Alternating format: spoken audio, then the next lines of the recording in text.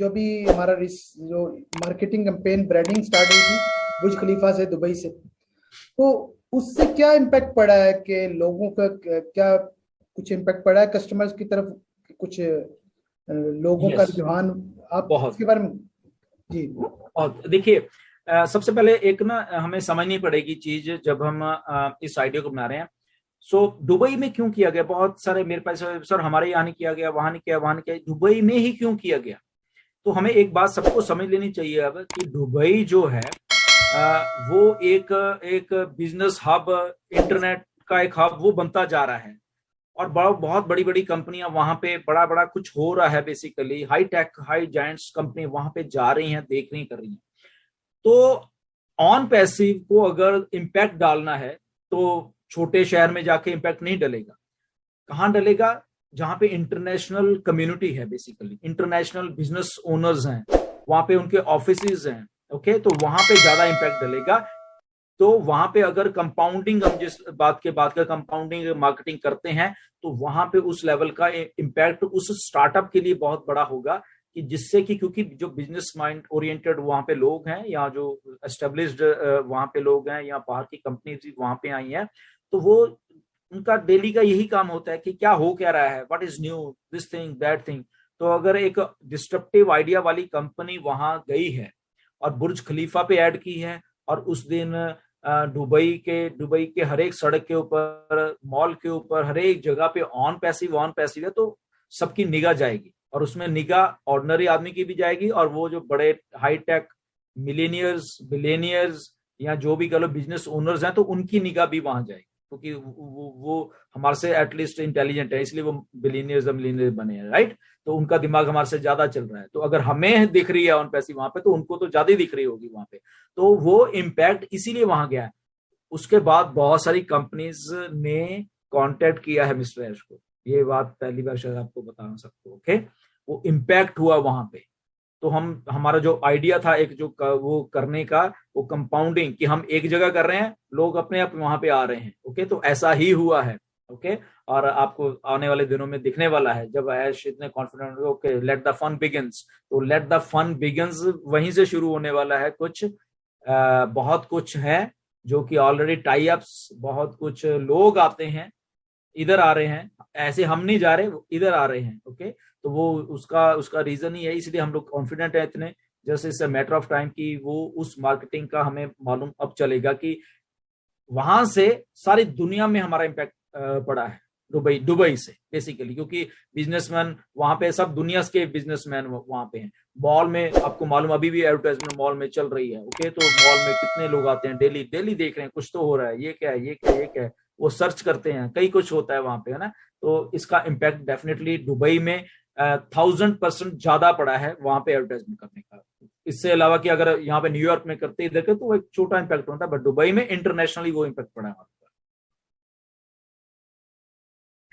जी जी बिल्कुल सर। और सर एक ब्रांड का तो मिस्टर ऐश ने एक दफा एक नाम भी लिया था, मैं उसका नाम नहीं लेना चाहूंगा, तो इससे हमें आइडिया हो सकता है कि बहुत कुछ हो रहा है बैकएंड पे जो हमें बताया नहीं जा रहा, बट बहुत यानी इतना सरप्राइजिंग इतना हो। उसका एक बार जस्ट उन्हें बोला ही था, और वो इतना इतना वायरल हुआ with in half an hour, तो ज्यादा नहीं, मैसेजेस दिए कि with in half an hour. And उसके बाद इमीडिएटली ऐश का फोन आया मुझे, come on delete it everywhere, ये अभी नहीं करना हमें। जस्ट मेरे मुंह से क्यों निकल गया, वो बोल रहे कि आप सब अपने इंडिया के ग्रोथ में जितने भी डालो message, delete it, delete it, delete it. तो जी कितना देखो, मतलब with in half an hour वो, मतलब कि जंगल की तरह, मतलब कि वो बात खबर गई। नो डाउट उसको हमने फिर, काफी हमारे फाउंडर्स ने अच्छा रिस्पांस दिया कि उसको डिलीट किया, उसको बात को उस लेवल पे हम लोग नहीं ले गए, क्योंकि वो भी हो रही थी। जी तो दैट वाज सो इंटरेस्टिंग। जी sir. Last question sir, foundership आपको पता है क्लोज हो चुकी है, अब इसके बाद कोई भी नया फाउंडर कभी भी नहीं बन सकेगा, तो व्हाट इज नेक्स्ट? नेक्स्ट क्या होने वाला है, इसको इन शॉर्ट बता दें तो डिटेल्स में तो हम। डेफिनेटली, देखिए जो फेज था 22 जून, वो फेज खत्म हो गया, हमें सबको मालूम है। वो एक फेज था बेसिकली, 4 साल चाहे जो भी कह लो उसको चला, जी फाउंडर्स बने, प्रोडक्ट्स बने, चीजें हो रही थी। नाउ ये एक फेज चल रहा है, क्योंकि जब फाउंडर्स बंद हुए, एक्चुअल वो बंद करने का कारण था बेसिकली, क्योंकि जब वो बंद होते तो वहां पे फाइनल फिगर निकल के आती।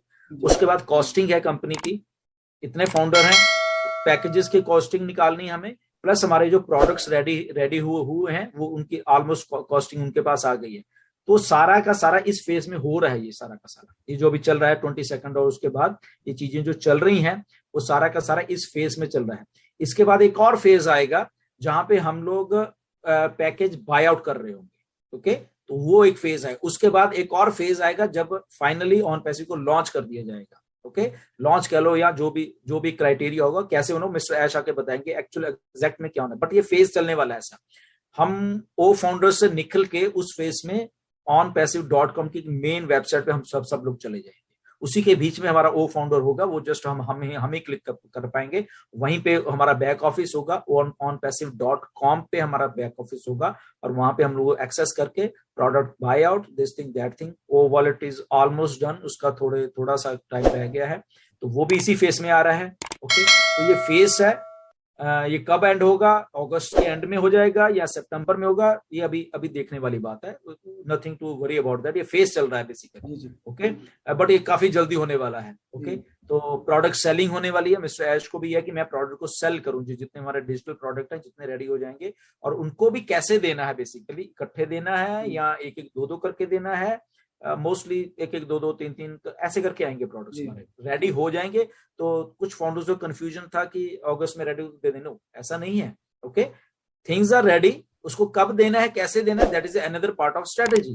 ओके, प्लानिंग है, स्ट्रेटेजी है, एग्जीक्यूशन है। ओके, ये 3-4 चीजें चलती हैं एक सक्सेसफुल जो लॉन्च कह लो या जो भी कह लो, तो वो, और उसके साथ मार्केटिंग है साथ में। ओके, तो चीजों को अंदर कैसे लेके आना है, कौन सी चीज को पहले देना है, कौन सी प्रोडक्ट को बाद में देना थोड़ा टके, तो there is a lot of planning. तो उस फेज में ये सारा कुछ होगा। ऐसे करते करते हम लोग जो लॉन्च हो जाए। जी जी, बिल्कुल आप सही कह रहे हैं।